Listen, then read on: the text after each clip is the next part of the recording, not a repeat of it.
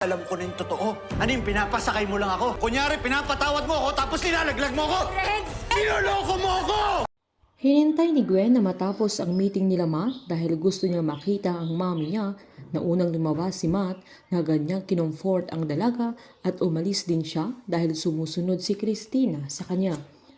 Agad sinabi ni Gwen sa mami niya na na-miss siya nito, sabay tanong kung masama pa rin ang loob ng mami niya sa kanya.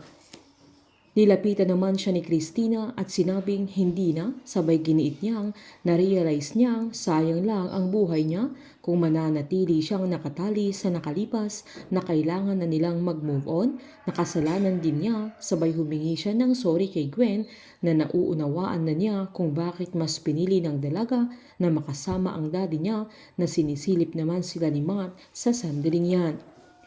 Diniit ni Christina na mahal ni si Gwen na hindi na magbabago dahil dito ay agad siyang niyakap ng dalaga.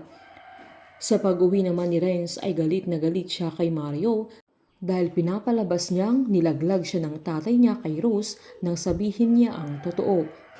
Nagawa pang magalit ni Vanjie pero sumigaw si Mario at sinabing tinutuwid lang niya ang pagkakamali ng anak nila na mas kinagalit ni Renz dahil hindi naman baluktot ang mga ginagawa niya, sabay sinabing ang mga baluktot ay ang mga taong paasa na nangako ng pagmamahal tapos iiwan lang siya at tinaboy pa.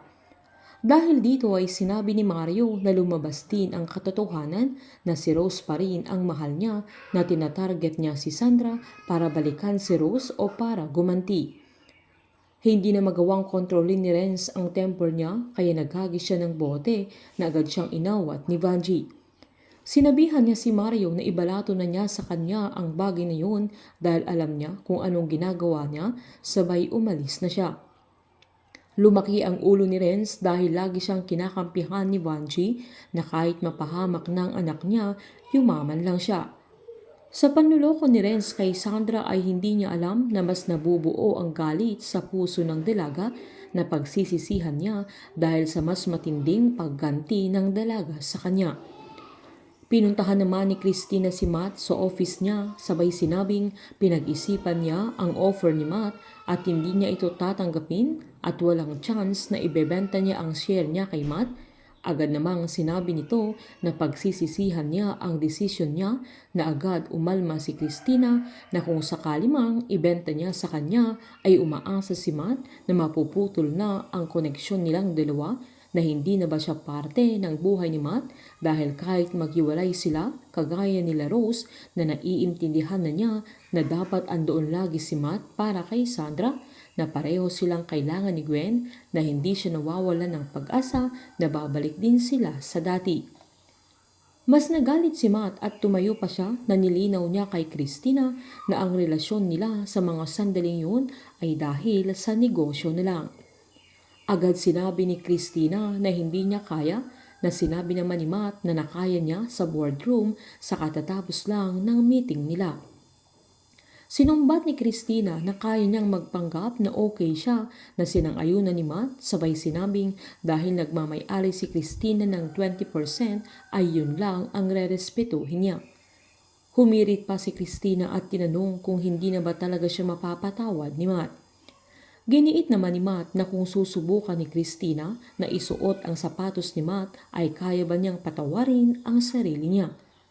Dahil sa sinabi ni Matt ay wala nang masabi si Christina at nang nakalabas siya ay biglang nag-ring ang cellphone ni Matt na agad-agad niyang sinagot na si Rose ang tumatawag na kahit dinig ni Christina ay giniit pa ni Matt na pupuntahan niya si Rose na mas lalong naging tuliro si Christina na patago niyang sinundan si Matt.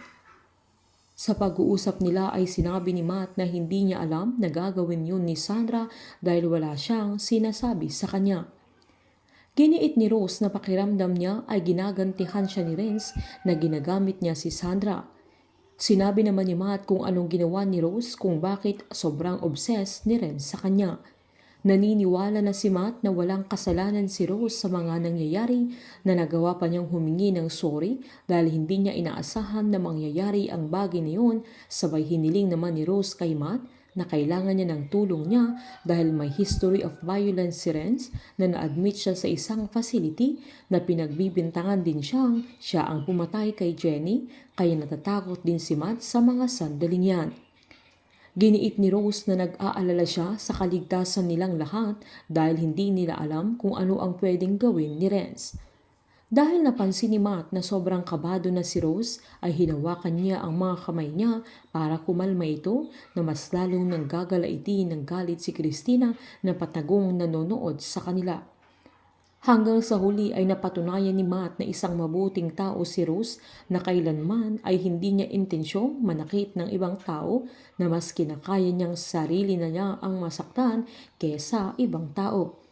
Kahit ano nang gawin ni Christina ay hindi na niya mababayo pa si Matt dahil wala nang ibang nasa puso ni Matt na minahal at minamahal niya kundi si Rose lamang. Painit ng painit ang mga tagpo, sabay-sabay po nating subaybayan ang advance episode ng Unbreak My Heart dito po sa aking channel. Patuloy lamang pong manood at mag-subscribe para ma-update po kayo sa mga susunod na episode. Marami pong salamat.